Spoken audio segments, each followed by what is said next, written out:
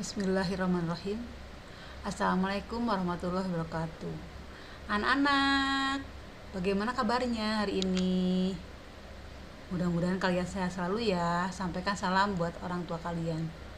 Hari ini kita akan mempelajari matematika pada semester kedua, yaitu mengenai teorema Pythagoras.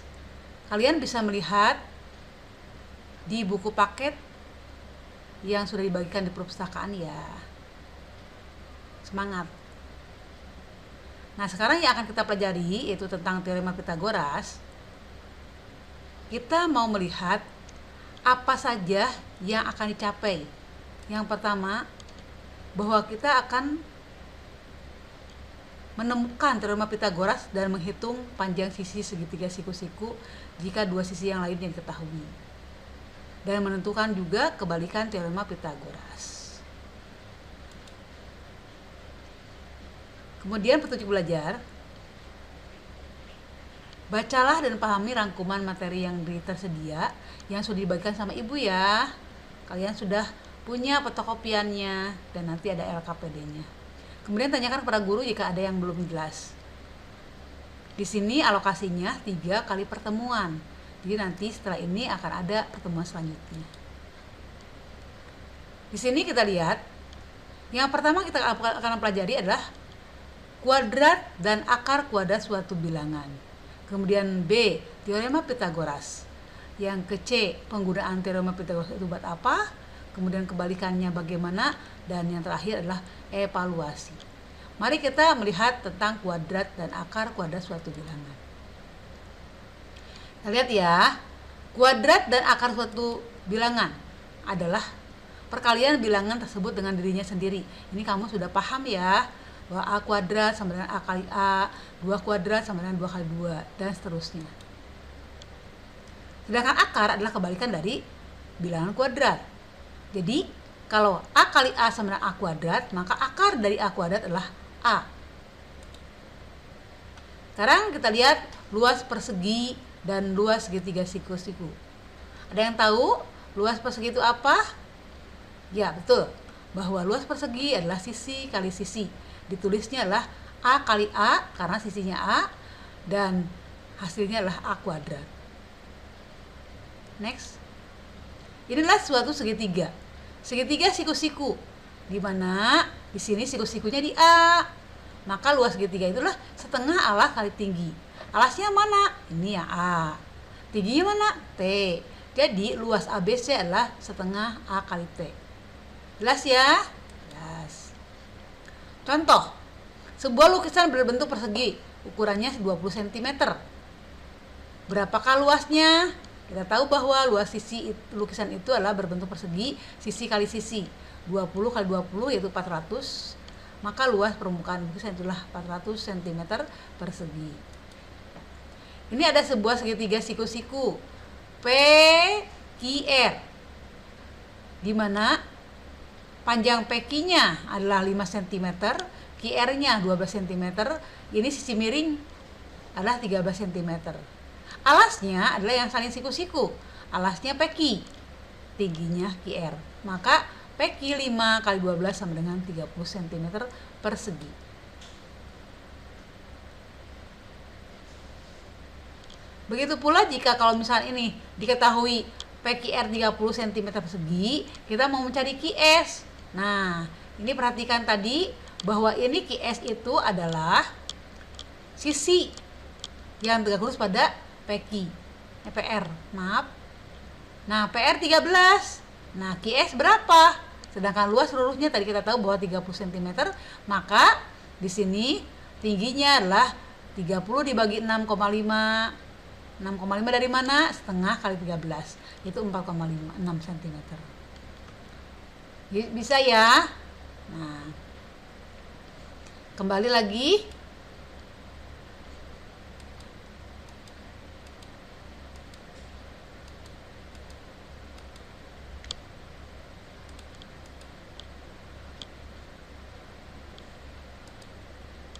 Sekarang ke bagian teorema Pythagoras. Contohnya, Di sini akan ada menemukan teorema Pythagoras. Yang pertama, perhatikan di sini kita punya sebuah segitiga. Kemudian segitiga itu ada sisi-sisinya. Kita buat ini persegi sisi yang kedua, persegi sisi yang ketiga, persegi sisi yang ke-1. Maka apa yang terjadi? Setelah mengerjakan masalah guntingan, kamu menemukan bahwa persegi 2 dan 3 akan menutup persegi 1 dengan tepat. Kita lihat ya. Jadi dari setiap segitiga siku itu berlaku dalam segitiga siku-siku kuadrat dari hipotenusa atau sisi miring sama dengan jumlah kuadrat dua sisi yang lainnya. Sekarang pembuktian teorema Pythagoras. Pembuktiannya bahwa pada setiap segitiga siku-siku sisinya terdiri dari sisi siku-siku dan sisi miring atau hipotenusa. Perhatikan gambar segitiga ABC, sisi siku-siku di A. Ini perhatikan ini. Kemudian BC A karena ada di hadapan sudut A. Kemudian ini ada lagi C kecil ada di hadapan sudut C dan B kecil ada di hadapan sudut B. Maka akan terlihat bahwa BC kuadrat ini sisi miring hipotenusa sama dengan kuadrat sisi yang lainnya yaitu B dan C. Pembuktian teorema Pythagoras seperti ini juga bisa. Di sini kita lihat teorema Pythagoras pada segitiga siku-siku. Karena kan di sini ada segitiga ABC, siku-siku di A, maka sisinya di hadapan A adalah A, di hadapan sudut C adalah C kecil, di hadapan sudut B kecil. Maka di sini hipotenusanya atau sisi miringnya adalah B. Maka berlakulah B kuadrat sama dengan C kuadrat tambah A kuadrat. Atau di sini karena sisi miring yang terbesar, yang terpanjang, ini A kuadrat adalah B kuadrat ini dikurangi C kuadrat. Atau C kuadrat ini adalah B kuadrat kurangi A kuadrat. Jelas ya anak-anak ya? Itulah teorema Pythagoras. Contoh. Kita lihat.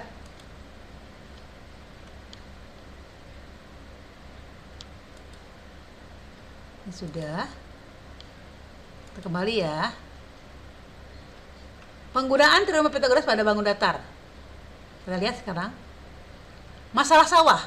Pak Ali mempunyai sepetak sawah berbentuk persegi panjang dengan panjang 30 meter dan kali 40 meter. Ia berencana membuat parit di sepanjang diagonalnya. Terbayang tidak anak-anak? Tentukanlah panjang parit tersebut. Bila biaya pembuatan parit tersebut 3000 meter persegi per meter, hitunglah biaya pembuatan parit seluruhnya. Jawab. Nah, karena di sini ada diagonalnya parit ini, maka ini bisa memakai teorema Pythagoras. Dengan AB kuadrat tambah BC kuadrat sama dengan AC kuadrat. 40 kuadrat ini tambah 30 kuadrat ini. 40 kuadrat itu berapa? 1600 dari 40 dikali 40. 30 kuadrat itu berapa? Ya, betul. 900. Dijumlahkan 2500. Maka ini AC kuadrat hilang timbul akar.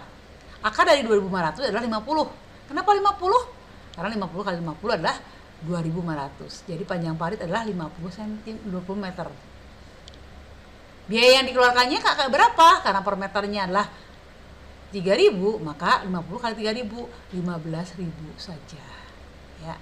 Sekian anak-anak. Kita bertemu di lain kesempatan. Terima kasih. Sampai jumpa. Jangan lupa ya LKP-nya dikerjakan ya. Wassalamualaikum warahmatullahi wabarakatuh.